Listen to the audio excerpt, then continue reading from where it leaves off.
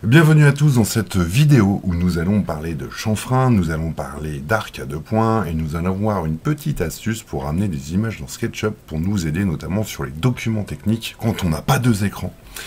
Alors le chanfrein, on a un outil pour ça qui pourrait très bien marcher, qui s'appelle l'outil pousser-tirer. Spoiler alerte, il est très efficace, mais on va voir ses limites tout de suite. Si je viens ici dans mon plateau qui est un composant en 38, je vais double-cliquer dedans, je me suis déjà mis des repères ici à 15-15 du bord. Je vais utiliser l'outil arc à deux points, raccourci A.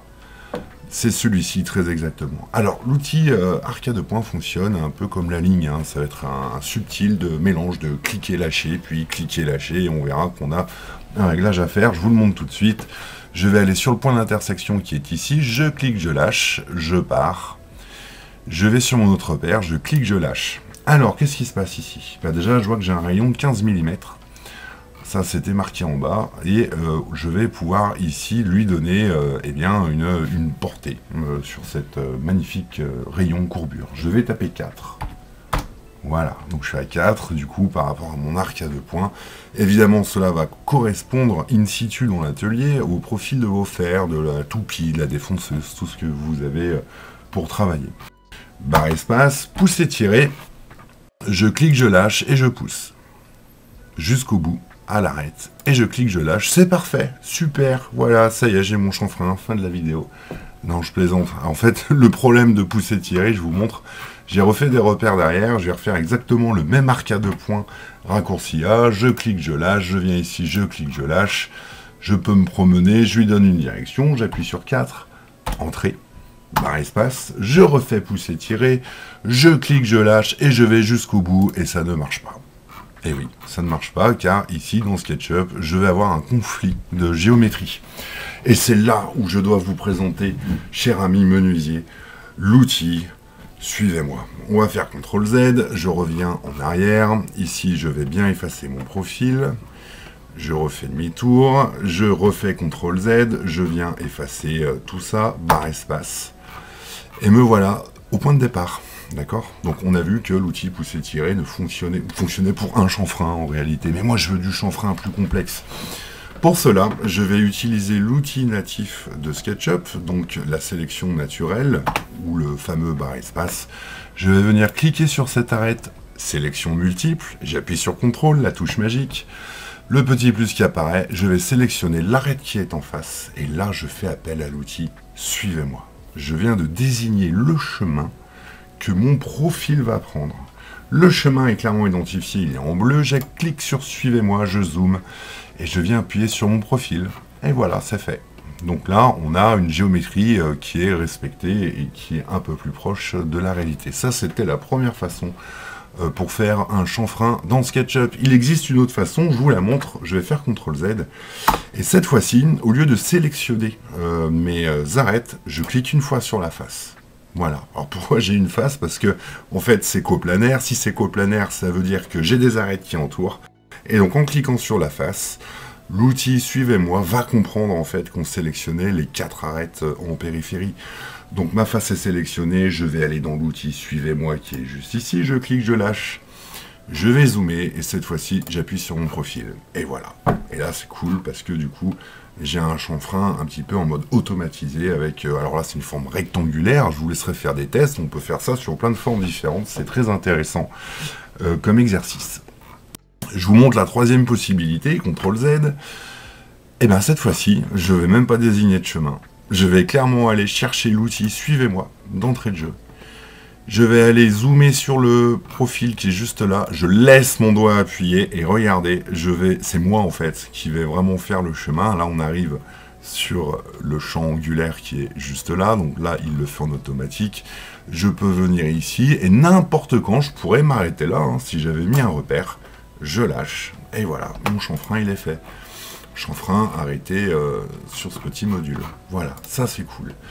Un autre exercice pratique de l'outil Suivez-moi, ça va être pour les plaintes. Comment ça fonctionne? C'est là où je vous donne l'astuce de comment importer une image aussi, ça peut être intéressant. Dans la vidéo d'avant, on a vu qu'on pouvait importer une image en texture, mais pour cela, il fallait sélectionner une face avant. Cette fois-ci, je vais y aller direct, fichier, je vais faire importer, Je vais prendre cette image qui s'appelle plainte bord droit. C'est bien en JPEG. D'ailleurs, petit aparté, hein, j'aime bien ça, les apartés. Ici, on a tous les types d'images prises en charge et vous avez vraiment en temps réel ce que SketchUp peut tolérer en images. Je vais faire importation, je pivote, je clique, je lâche et j'étends. Voilà. Et ben j'ai ramené une donnée technique dans SketchUp. Alors pourquoi c'est utile, hein, comme je le disais dans l'introduction, on n'a pas tous des doubles écrans. Et ben sachez que si vous avez qu'un seul écran, vous pouvez ramener de la donnée technique, des photos, des profils, de la quincaillerie, ce que vous voulez, tout ce qui peut vous aider à modéliser. Ici, ma plainte, on voit bien qu'elle fait 110/13 avec un léger décroché.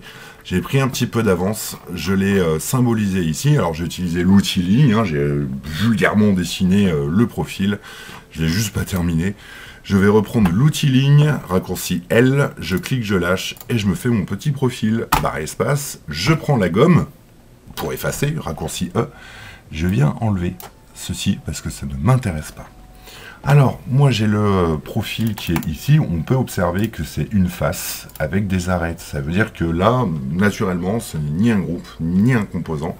Cependant, je l'ai bien inséré, ce profil, dans un ensemble qui est groupé ou composé, hein, selon votre choix.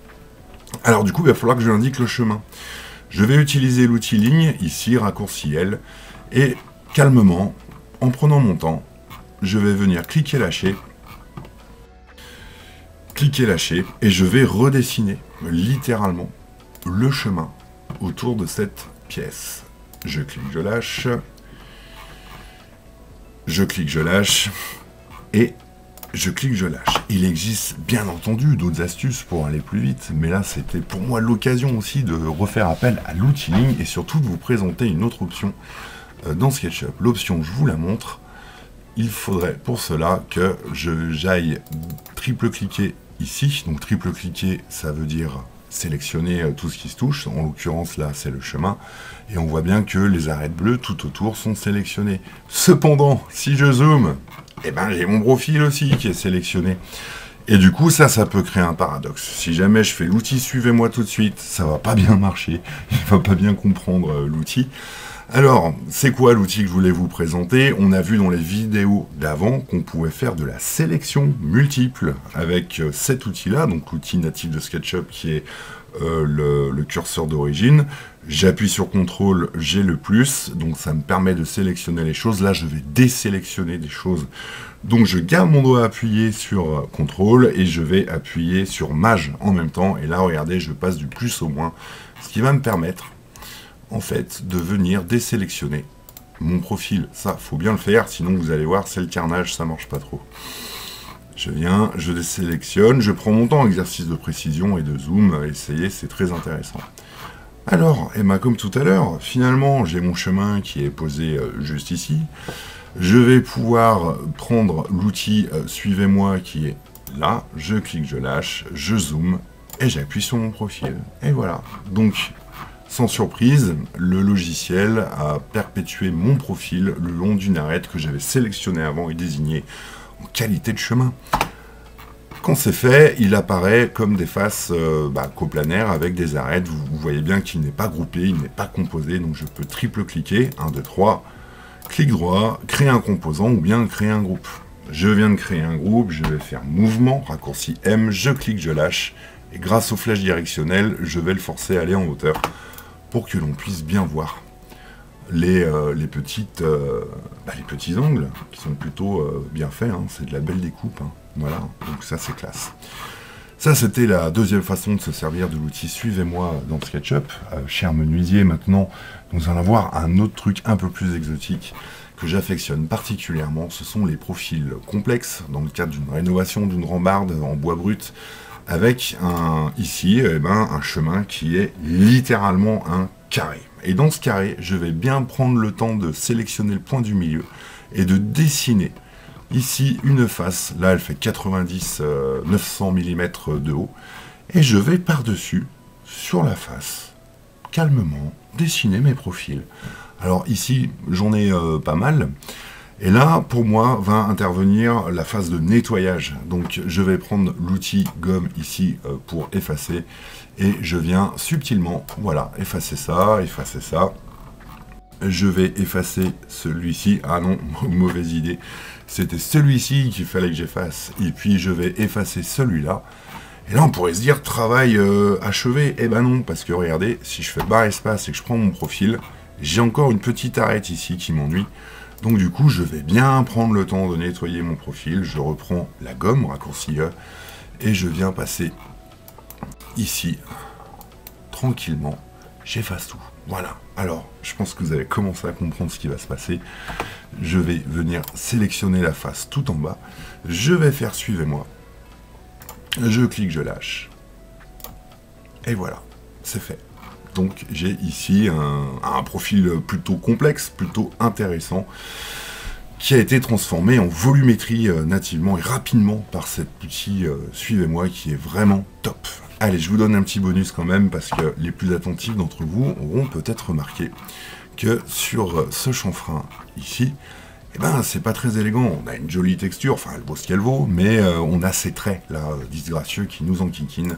Alors, je vous rappelle aux vidéos d'avant, le super bouton magique de SketchUp, qui est la touche contrôle. Je vais double-cliquer dans mon composant. Je vais faire appel à l'outil gomme, raccourci E, et je vais laisser mon doigt appuyé sur contrôle.